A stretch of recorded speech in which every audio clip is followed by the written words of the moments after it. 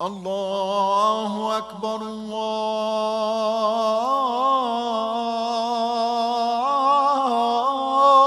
الله أكبر الله أكبر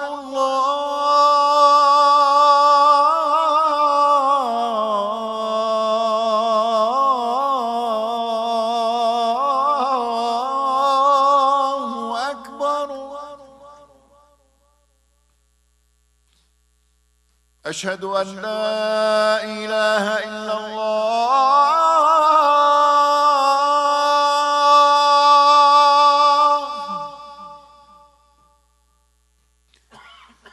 أشهد أن لا إله إلا الله.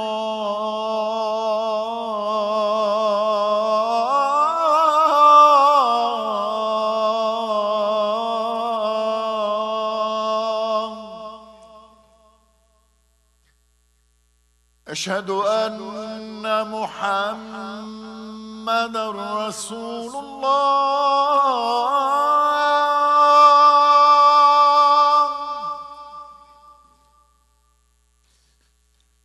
أشهد أن محمدًا رسول الله.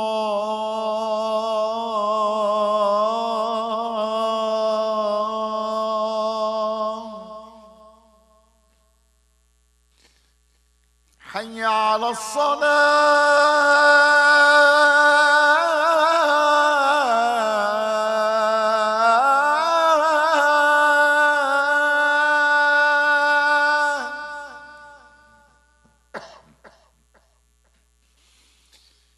حي على الصلاة.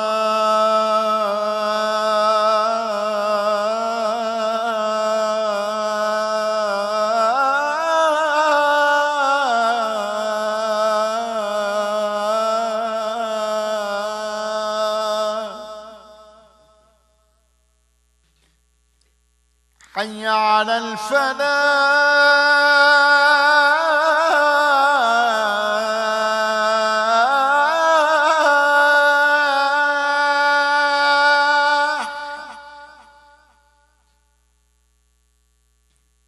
حي على الفلاح.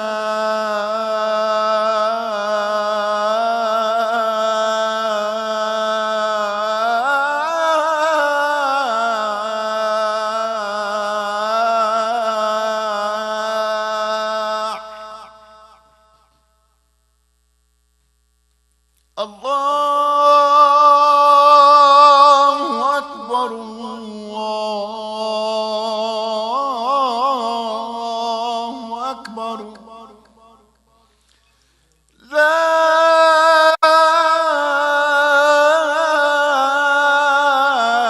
إله إلا الله.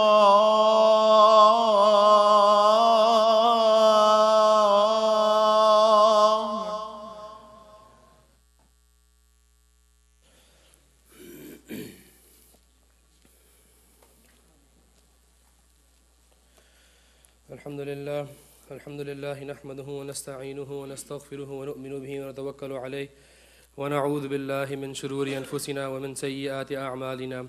من يهده الله فلا مضل له ومن يضلله فلا هادي له، ونشهد أن لا إله إلا الله وحده لا شريك له، ونشهد أن محمدا عبده ورسوله. أما بعد، فقد قال النبي صلى الله عليه وسلم: نعمتان مغبون فيهما كثير من الناس، الصحة والفراغ. اللهم صل على محمد وعلى آل محمد كما صليت على إبراهيم وعلى آل إبراهيم إنك حميد مجيد.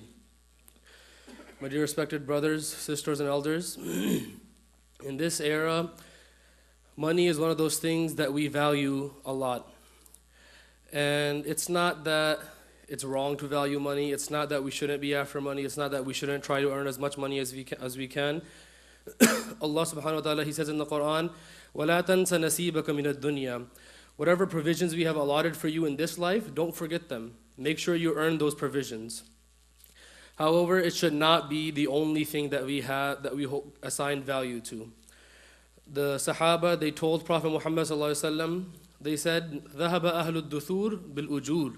The people who have money, they get all the good deeds. Why? Because they're able to donate whatever extra wealth they have, and they're able to take all the good deeds for that. And then they mentioned a number of other things. And then when Prophet Muhammad replied, he said, أَوَلَيْسَ قَدْ جَعَلَ اللَّهُ لَكُمْ مَا تَصَدَّقُونَ? Did Allah not make for you what you can give sadaqah with, what you can earn reward with? This is a hadith of Muslim. In other words, Prophet Muhammad was saying that when it comes to time, you and they are equal. When it comes to time, you have 24 hours and they have 24 hours. And so he equated time and money. He said both of these are commodities. The way money is a currency that you can use at your disposal, similarly time is such a currency that you have at your disposal. And then the hadith that mentioned before, Prophet Muhammad said, "Ni'matani maghbunun." There are two blessings that are maghboon in the eyes of the people. And those two blessings are free time and health and free time. Maghboon means that something is undervalued or overvalued such that it goes against you. You sell something and you get far less money for it than you could have gotten. Or you buy something and you pay far more for it than you could have paid for it. So he is saying that people don't understand the true value of health and of spare time. And so he was saying the way one of us would be upset or one of us would regret when we lose money, when we make an investment and that investment goes south. We would be upset about that. Similarly, we should be upset when we have time that is wasted. And when we waste time or we do something that we could have done otherwise. If you missed a prayer or if you spent your time doing something that you could have spent it doing something else, that you should have, Prophet Muhammad recommends that we have regret for that. And the best place that we can spend our time is obtaining the knowledge of Islam and relaying the knowledge of Islam. Prophet Muhammad he said, "Ballighu anni walau ayah," that relay from me even if it's just one ayah. And every sitting that you attend, every gathering that you attend, every conversation, every meeting that you have, ask yourself this question: what have I gained from talking to this person? What have I gained from listening to this person? What have I gained from being here today? And the answer should be you learn something about Islam, or you learn something about anything. You gain knowledge. If not that, then you at least have this desire within you to go and do good. This desire comes out from within you to go and give to charity, to go and donate, or to go and pray, or do something good. This should be the result of every meeting that you attend. This should be the result of every gathering that you attend. And one of the worst things that we can do with our time is to slander someone, is to attack someone, especially a Muslim. And physical attacks, these are, abhorrent for obvious reasons, but verbal attacks, these can be considered even worse. The Arabs had a saying, it's a poem, جراحات السنان لها التيام ولا يلتام ما جرح اللسان, that those injuries that are caused by physical attacks, they will heal up and it's as if they were never there. But those injuries that were caused by words, they will never heal. You'll always have some sort of scar from those types of injuries. And imagine if someone were to badmouth the Kaaba, were to say something bad about the Kaaba. Every single one of us, our blood would start to boil, right? Every single one of us would feel bad because this is something that we all hold beloved in our hearts. But what did Prophet Muhammad say? Prophet Muhammad looked at the Kaaba and he said, "What a great house. Such honor is for this house. And this house has such great sanctity. But وَلَلْمُؤْمِنِ أَعْظَمُ عِنْدَ اللَّهِ حُرْمَةً مِّنْهِ." The sanctity of a Muslim, the sanctity of a believer is far greater than the sanctity of this house. A Muslim has more integrity or has more respect or has more honor than the Kaaba itself. Prophet Muhammad is saying this. Imam Bayhaqi narrated this hadith in Shu'ab al-Iman. And if nothing at all, the best thing we can do with our time is just prevent ourselves from harming others. Prophet Muhammad told the Sahaba, do this good deed, do this, do that. And if you can't do anything, تَكُفُّ شَرَّكَ عَنِ النَّاسِ. Whatever evil you may spread to others, just don't let that evil spread. Keep it to yourself. فَإِنَّهَا صَدَقَةٌ مِنْكَ عَلَى نَفْسِكَ. This will be a form of blessing that you will do upon yourself. This is a hadith of Muslim. And so we make dua to Allah that Allah enables us all to use our time wisely and not waste our time at all. وَآخِرُ دَعْوَانَ الْحَمْدُ لِلَّهِ رَبِّ الْعَالَمِينَ.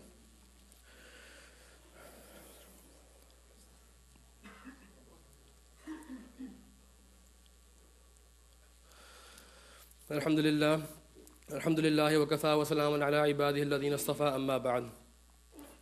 Those of us who grew up in this country or who were born in this country, we face much different challenges than those people who have emigrated here and they spent their childhood and adolescence in other countries. Those who grew up in Muslim countries, even if you don't consider yourself religious, you don't consider yourself conservative, you were always in an environment that had an Islamic vibe to it. It was looked down upon to openly sin in public. It was looked down upon to openly consume certain things in public. It may still have happened, but people frowned upon it when it happened in public. This country is not like that. This country is a country that boasts its freedom. And this freedom it may be the reason why many of us have emigrated here, but we have this freedom. And with this freedom, we have exposure to things that may be considered taboo in other countries. And so it's extremely important in this country to maintain our identity and to avoid those things that Allah has prohibited clearly in the Quran and Hadith. And just, towards the youth, when you grow up in this country, you have a lot of time on your hands. And it's up to us to utilize that time. We can do whatever we want with that time. But don't waste your youth in those things that you will regret afterwards. My father always used to tell me, every time you're about to make a decision, make sure it's not something that you might regret afterwards. Because in that moment, you might go and do something, but a couple days later, a couple years later, a couple decades later, you will regret it. Why did I do that? I shouldn't have done that. I wish I didn't do that. And when you're communicating with your parents, there's a generational gap, of course. And that generational gap will lead to miscommunication. However, remember the hadith of the Prophet Muhammad ﷺ, hadith of Abu Dawood. Prophet Muhammad said, "Anzilun nasa manazilahum." Deal with people according to their ranks.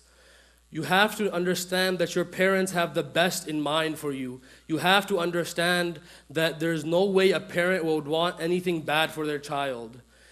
And whatever they may do, you may not understand it now, but you should know that they have your best interest at heart. And that's why you deal with them according to their ranks. Prophet Muhammad said, "Anzilun nasa manazilahum."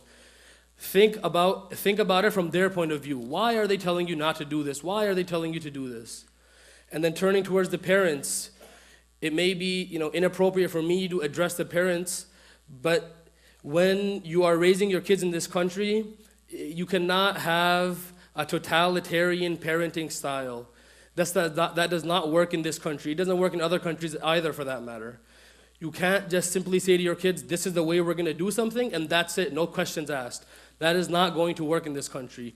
You do have to train your kids that, look, there are things that are allowed for us because we're Muslim, and there are things that are not allowed for us because we are Muslim.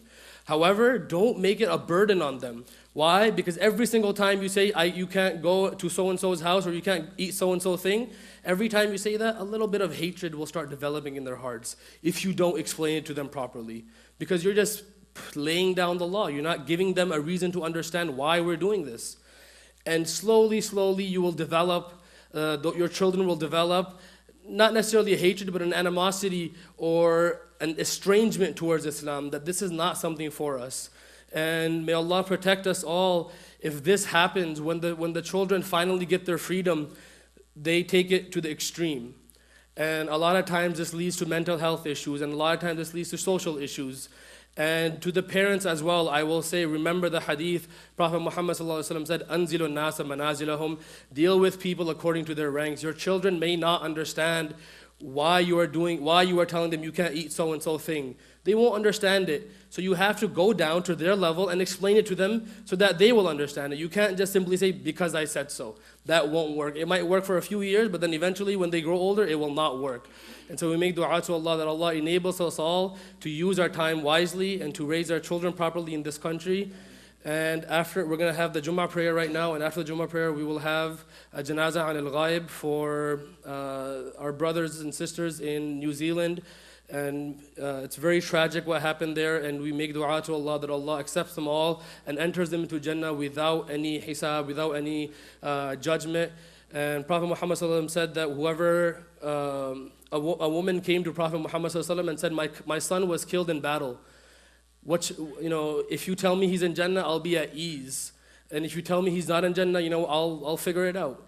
And Prophet Muhammad ﷺ said, what are you talking about? You know how many levels there are in Jannah? He's in the highest level. And so we have the same hope of Allah, that Allah places all 49 or however many of these individuals who were shaheed in New Zealand, to place them all in the highest level of Jannah, and to give their families and to give the families of the victims and all those injured sabr and tawfiq. Wa akhiru da'wana alhamdulillahi rabbil alameen. Aqim as-salah.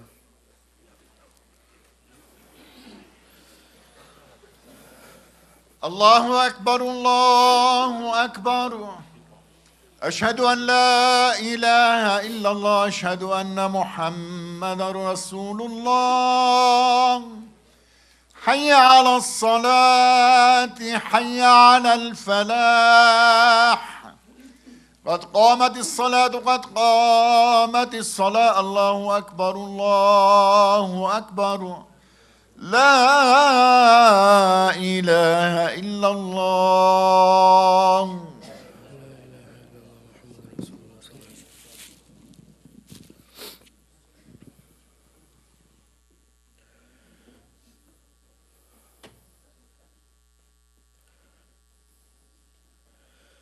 الله أكبر.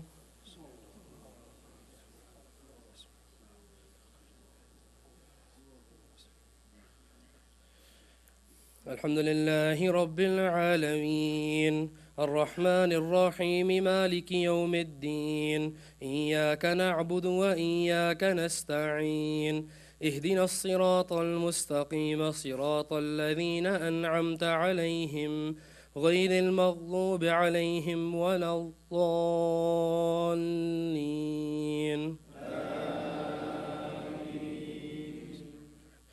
قل يا أيها الكافرون لا أعبد ما تعبدون ولا أنتم عابدون ما أعبد ولا أنا عابد ما عبدتم ولا أنتم عابدون ما أعبد لكم دينكم ولي دين.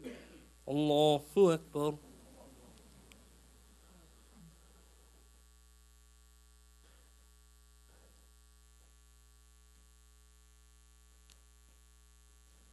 سمع الله لمن حمده. الله أكبر.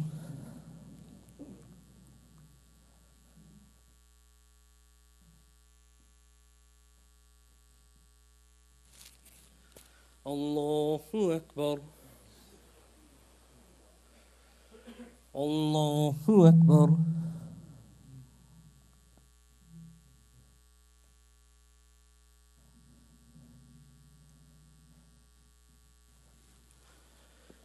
الله أكبر. الحمد لله رب العالمين الرحمن الرحيم مالك يوم الدين إياك نعبد وإياك نستعين اهدنا الصراط المستقيم صراط الذين أنعمت عليهم غير المغضوب عليهم ولا الضالين.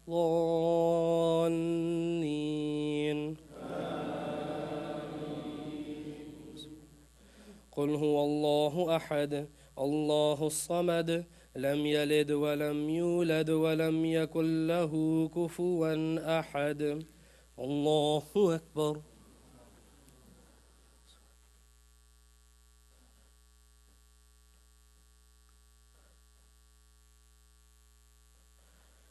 سمع الله لمن حمده. الله أكبر.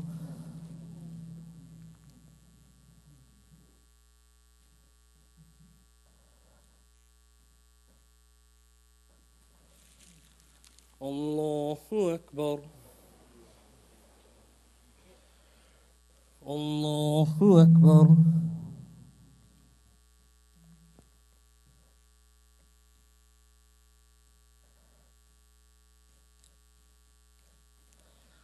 الله أكبر.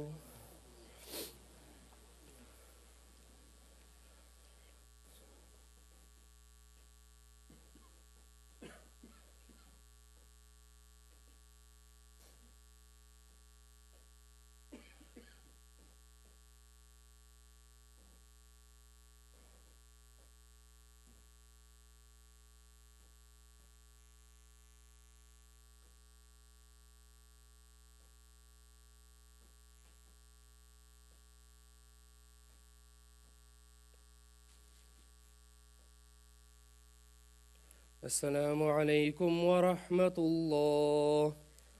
السلام عليكم ورحمة الله.